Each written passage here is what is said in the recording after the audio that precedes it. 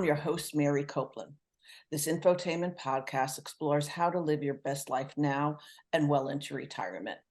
We'll discuss topics in financial planning, housing, and insurance. We'll talk wellness, relationships, and leisure activities. A full active life requires planning for your goals and preparing for the unexpected. I'll introduce you to a variety of guests, from knowledgeable experts to folks sharing stories of their life experiences and so much more, because life is big. All is intended to help guide you in planning for what you need now and at any age. Like and subscribe so you don't miss a thing. Today, my guest is Jessica Stokes. Jessica is an entrepreneur by nature and is the owner of a small business in the Denver area. She's a trained veriditas, Labyrinth facilitator, caregiver, mom, wife, and now a published author. Jessica, welcome to the show. Thanks so much, Mary. I'm so happy to be spending some time with you and sharing about my book. Oh, good. Well, I guess that was a spoiler, because guess what? Today, Jessica and I are going to discuss her new book, Seeking Clarity in the Labyrinth, A Daughter's Journey Through Alzheimer. So we might as well jump right in. And my first question to you is, what inspired you to write the book? Absolutely. Thanks. So my family had a 13-year journey with my mom and Alzheimer's. She was diagnosed in her early 60s, and it was shocking for all of us, and the journey was a long one. And in the process and in the experiences, at a certain point, it became clear that I really needed to share our story and help to be able to help others. Thank you for doing that. It seems like, I don't know if this is going to date me, but it seems like 6 Degrees from Kevin Bacon. You're standing there with a group of people, and several people can all tell you that they have an experience with Alzheimer, with somebody closely related to them.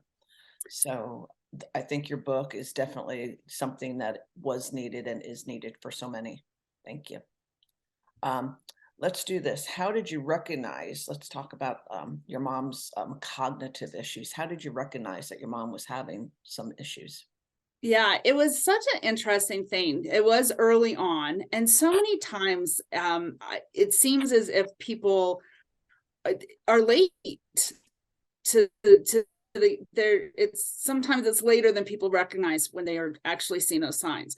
For us, my mom my mom was my best friend at the time, and we were talking all the time on the phone. And there was a few things that started happening where she would drop or she would change her way as she was talking. And it was not just, oh, I'm distracted because something happened, and we all get a little distracted, but it was significant. So she would be in the mid-sentence and ask me the same question of something we had just talked about just a few minutes prior. And it was so inconsistent with her and our way of communicating. And shortly thereafter, I dropped it and asked my dad, and he also said it was almost one of those like light bulb moments with my dad, in which he was like, you noticed that too. And it was a very clear indication that both of us had very, not the same, but had seen very similar signs. It was probably even more difficult to notice those signs in the beginning, because you said your mom's in her early 60s, so you're not expecting to see signs like that. So this is good information for our listeners, because Alzheimer's doesn't care how old you are. It's not an age. So people younger have been afflicted with it also. It's not just a disease for your 80s.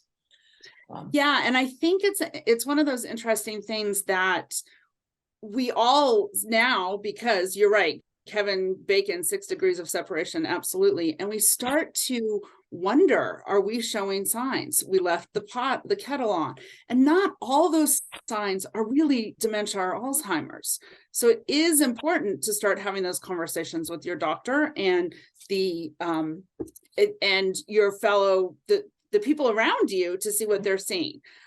Because you're right, it was super early, and it was some difficult conversations, certainly, because not everyone wanted to see it the same way. And also, now that you've been on this journey with your mom, and my mom also suffered from Alzheimer's, as the children of that parent, go get tested. Make sure you're giving yourself brain teasers in games all the time, keeping your mind active. Just because a parent had Alzheimer's doesn't necessarily mean that you're going to get it. So don't start living your life in a panic, but be proactive about it at least. Be aware. That's my little tip for the day. I agree completely with that. Thank you. So in speaking with you, the timeline of your mom's journey brings us into the heart of the pandemic when you and I were talking, and you had a junior and senior in high school. Your mom is now a decade or more into Alzheimer's, and your dad is her main caregiver, but now his health is declining. So it sounds like you were completely overwhelmed by all the people in your life that needed you, because you're the mom, the daughter, the wife. Was writing this book for you cathartic? Tell us about that. Sure. So it was an interesting thing. I found some letters that my mom had written to her mother, and it took us back to, I was cleaning out my parents' garage, and it took us back to when she left home, and she was just a 18, 19-year-old, around the same time my kids were. And I was struck by how much I found her voice in that. And it precipitated this need for me to explore and to connect and to find her.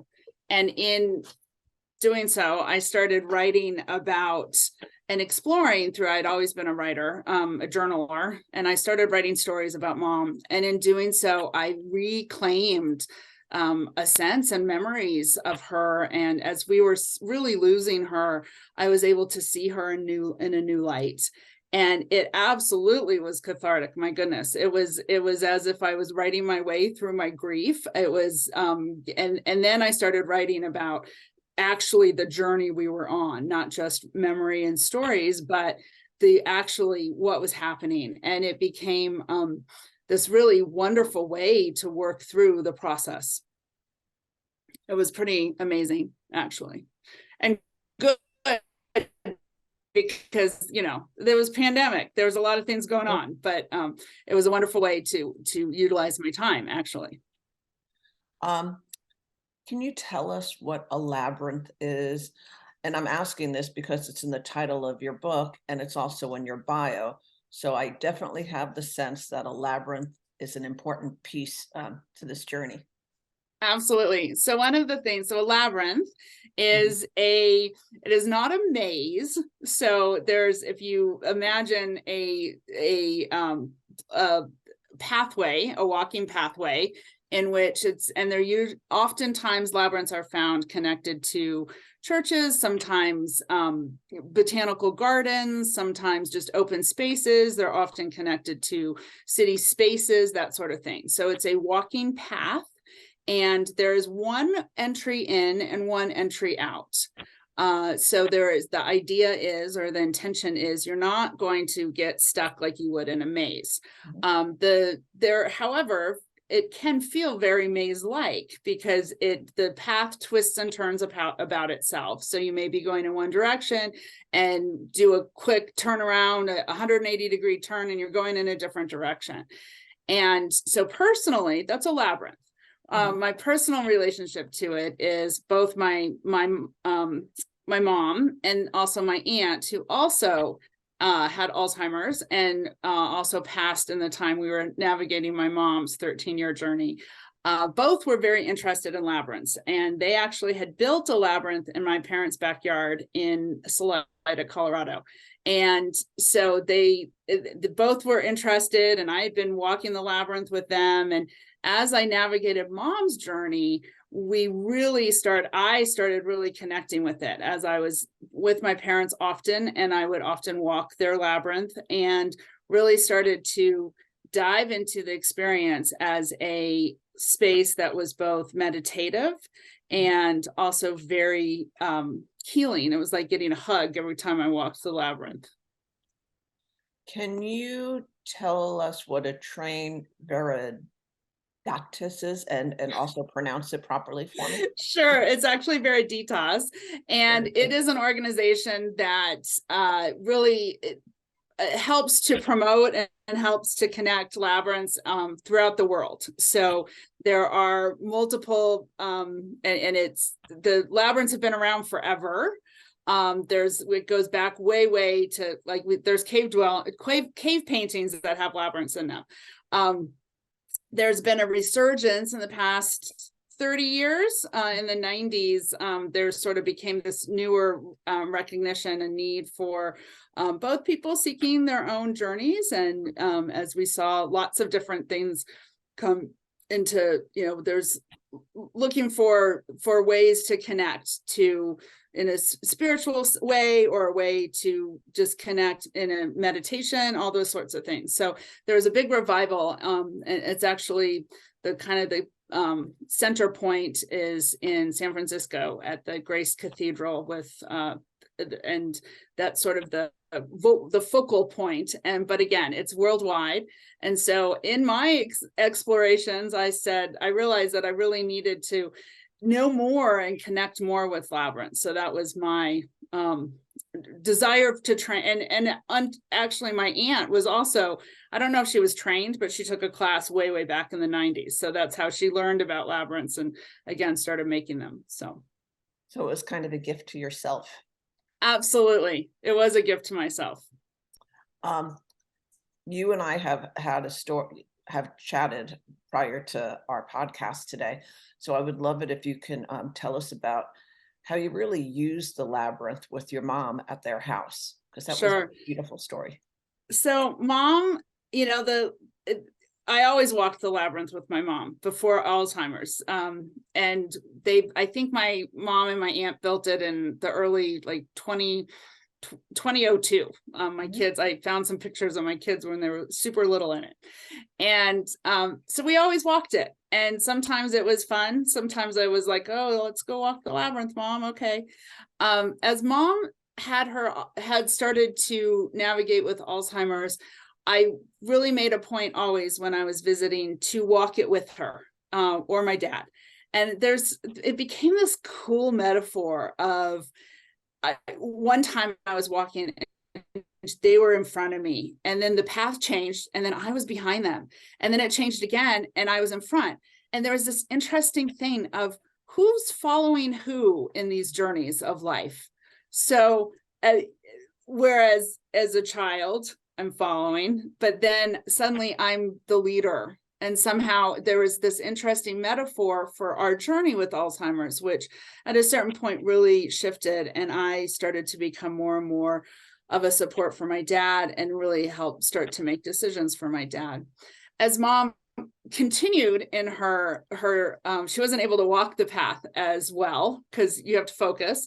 And she would, in our path, the one that we actually have in Salida, there's rocks, and it's kind of very natural, so you kind of get tripped up a little bit in it. And so it became harder and harder.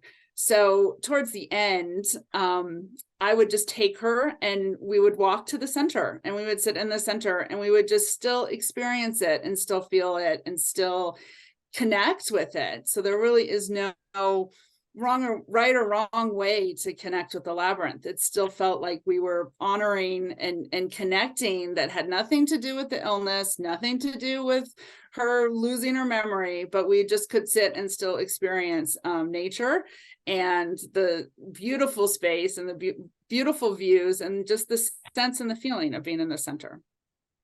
And When you say you would visit with your mom, how far apart were you? Because you both lived in Colorado. Was it a couple of hours away, 2, 3 hours? Yeah, so my parents' house is about 3 hours from where I am. I'm in the Denver metro area. So it was definitely a bit of a pressure on my life to be as frequently visiting as I was during that time. And initially, it was certainly the helping with the stuff in the house and organizing their lives, helping my dad figure out how to be the caregiver in a different kind of way. And then it was really just making sure I was connecting and seeing them too. As our listeners are walking their own journey with a loved one that has Alzheimer's, what piece of advice would you want to share with them? Great question. So this is that, like, if I could talk back to myself 15 years ago, message, which is be present, be accepting, try to find a way to see them for who they are, because they're still the same person, or it feels like they're not the same person, but they're still that person.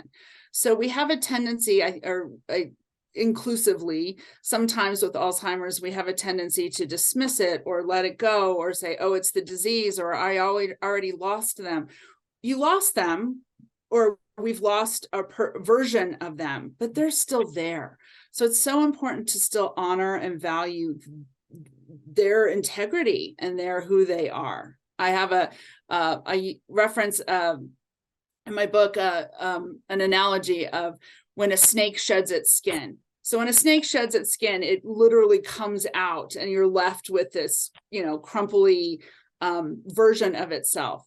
So with Alzheimer's, there's a consistently new version of our person. And unfortunately, it's not fresh and new like with a snake. A snake, it's kind of all excited when it loses its skin. It's not always as great. However, it's still them. We just have to find a new way to see them and to honor them. They didn't choose the disease.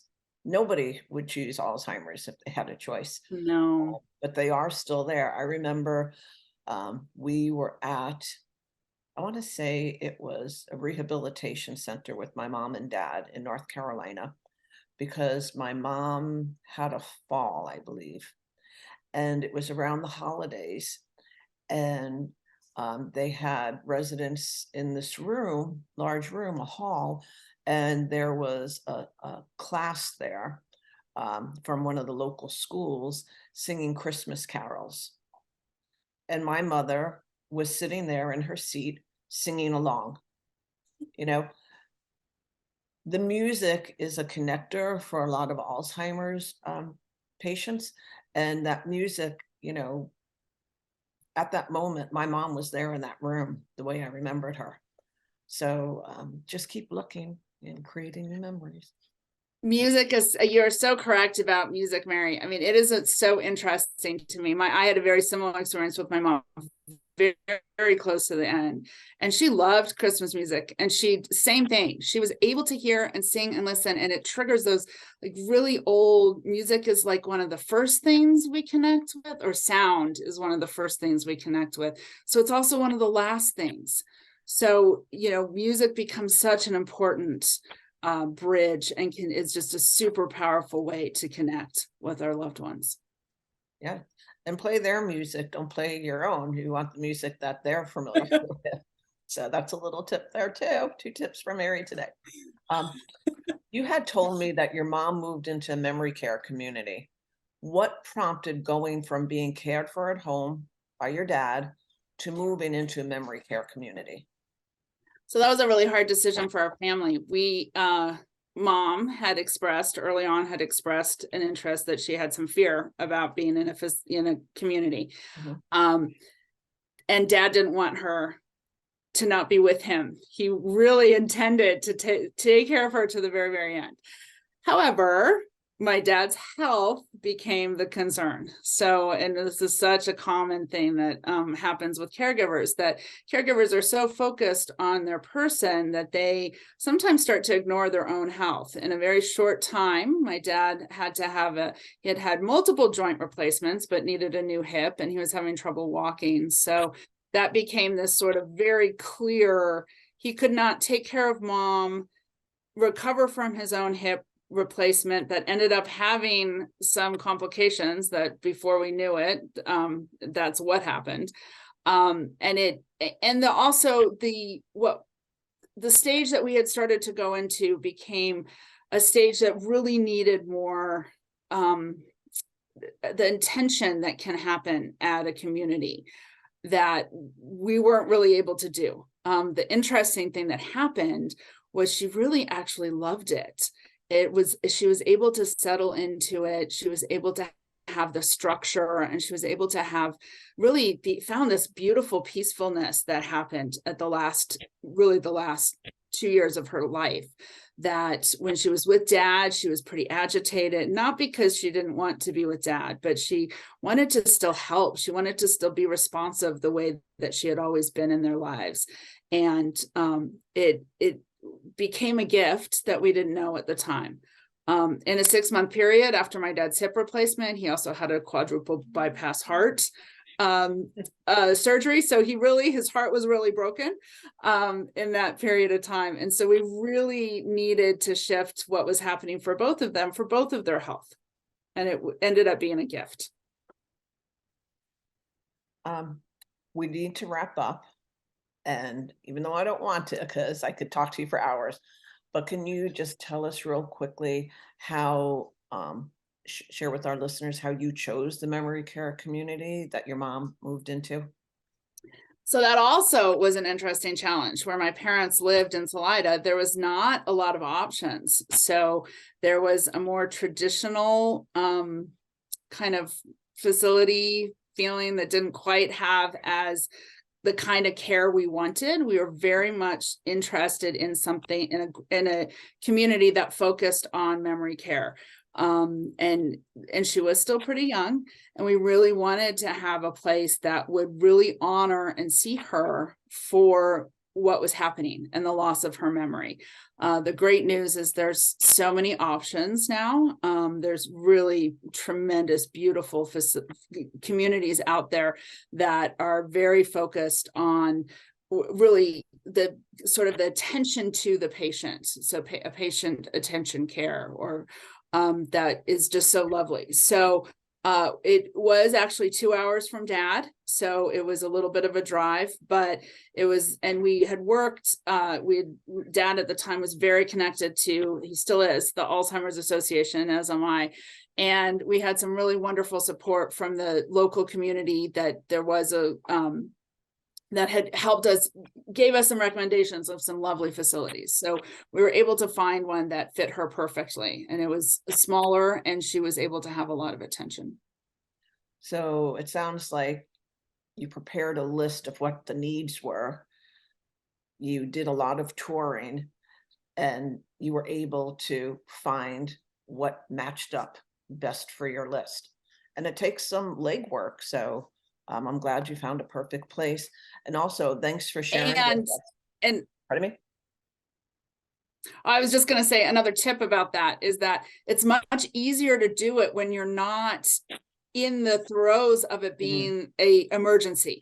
So when you wait till we had done some preparation, so I knew it was coming. My dad didn't want to believe it, but I knew it was coming. So we had done a lot of preparation. I'd made him go visit some places and whatnot for that exact reason, because when it's an emergency, you land in a place that is maybe not the right fit.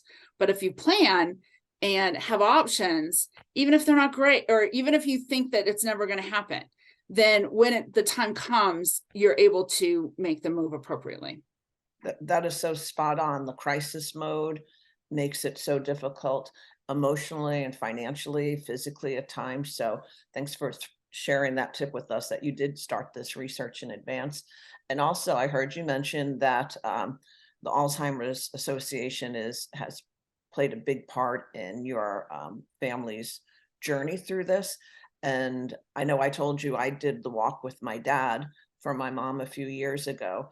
And you haven't walked it, but I believe your dad has. Is that correct? Or he's going? Yeah. So my dad and mom actually, we actually are pretty good supporters of the local chapter of Alzheimer's Association. For years, we attended. They had a conference on Alzheimer's once a year that we attended. We did attend with Mom. There was a early Alzheimer's track, and Mom, even when she was a little bit more in the disease, but still cognizant, actually really enjoyed it. She maybe not as much as my dad and I, but she did was able to participate. They did participate in a couple walks, and I actually presented at a dementia conference last week for the Alzheimer's Association. So we both continue to be really active locally and believe strongly they're doing really amazing stuff. They continue to be one of the leaders. Alzheimer's Association continues to put a lot into research, and there's really honing down on different, unfortunately, there's still no cure. But there's the sophistication that I've seen over the past 13 years in our journey has certainly shifted, and the sophistication and the abilities and the way in which they're really wonderful advocates for everyone, the caregivers and the patient, and the greater community as well. They are indeed. We're out of time. So I do need to say thank you, Jessica, so much for sharing your journey with us. I believe it definitely was a tremendous help to our listeners. And anybody, you can pick up Jessica's book at barnesandnoble.com, Amazon, and a handful of local bookstores in the Colorado area. Until next week, take care and thanks for listening. Bye-bye. Bye, Jessica. Bye. Thank you so much. Thank you.